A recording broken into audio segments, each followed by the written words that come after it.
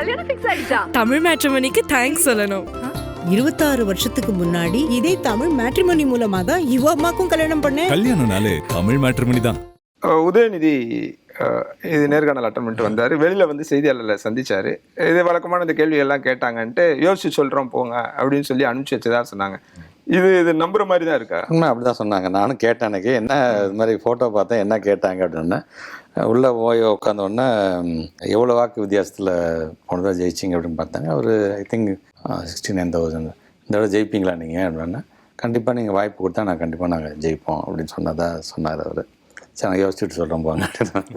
உதயநிதி ஒரு அட்டன் பண்ணும்போது அவங்க செய்தியலாகவே நிறையா நாங்கள் கேட்க முடியும். திருவாரூர் தொகுதி போக போகிறாரு, சேப்பாக்கம் கண்டஸ்ட் பண்ணலை அப்படின்றது இதில் எந்த அளவுக்கு உண்மை இருக்கு? அவங்க ஊருங்கிறதுக்காக எல்லாருமே அப்படி சொல்லியிருந்திருப்பாங்க அதில்.